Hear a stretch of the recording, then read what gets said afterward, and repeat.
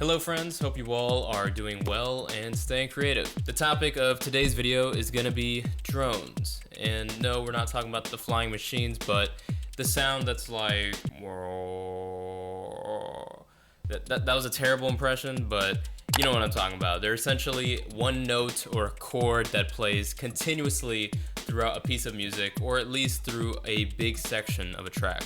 This is pretty popular in a lot of minimal house and minimal techno and more experimental genres, just to provide some sort of ambiance for the track.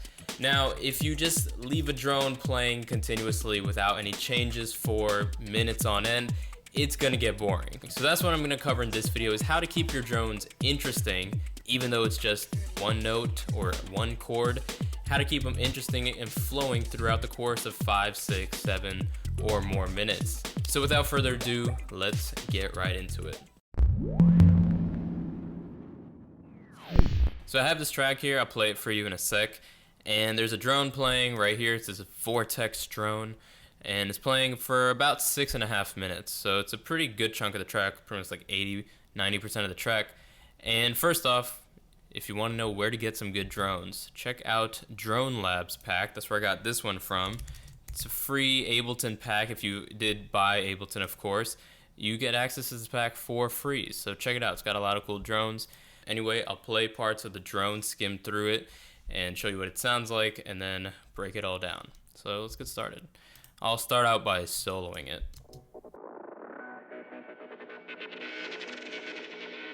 It's got a little bit of a syncopation to it that's from this plugin, this Ableton instrument.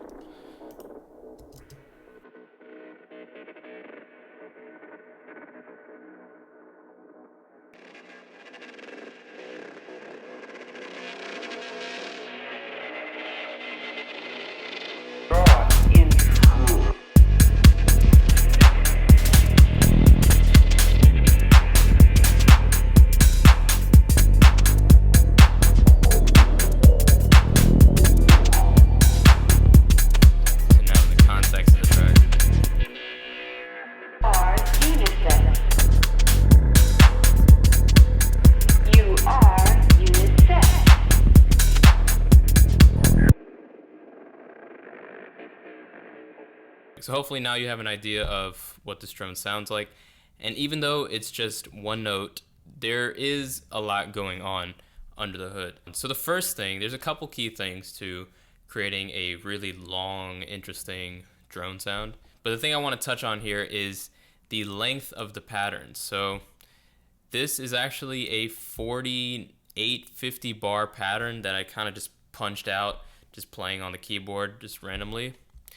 And it's not like a 4, 8, or 16 bar loop, because that can also get kind of boring, right? If it's just repeating that same thing, those same 15, 20 seconds over the course of the track.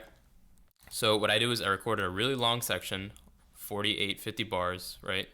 And I'm using that throughout this entire section. So here I'm using 32 bars of that. I'm chopping it up here, using a little bit.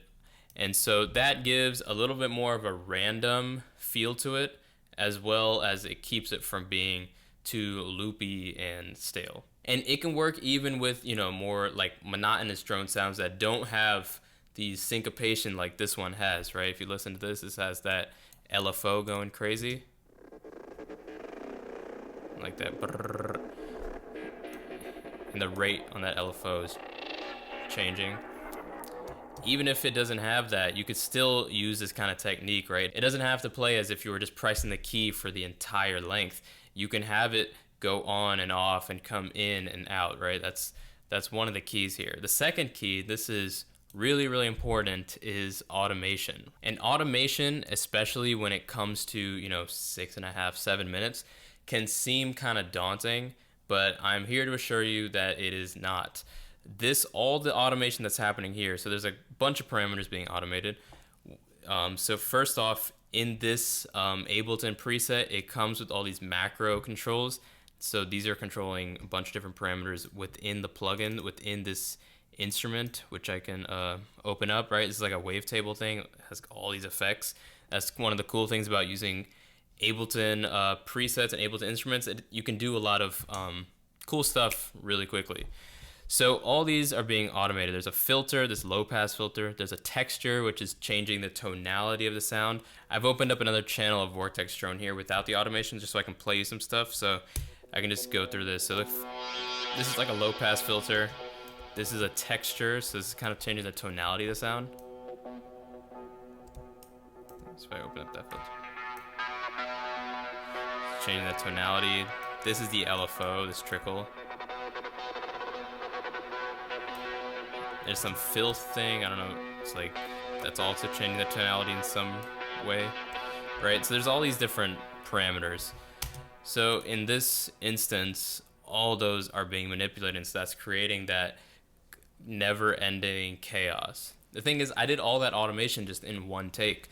What I did, if I just mute this, I dropped this MIDI here, I literally just soloed it. Actually, I didn't solo it, but I just hit record, make sure you have your automation thing enabled, and I literally just did this. I just started messing with all these controls just with my mouse.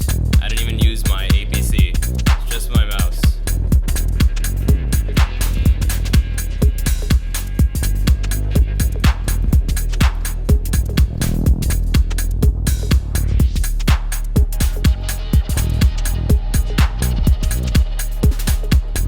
So I did that for about a minute and a half and ended up with this insane looking automation that looks much harder than it actually was. And I just took that section of automation and I looped it and cut it up and chopped it and used it for the rest of the 5 minutes of the drone. So it was very simple. And then there's one more thing that I'm automating here too, and that is another low pass filter. So this low pass filter is on the plugin itself. This one is a VST, it's a mini filter by Arturia.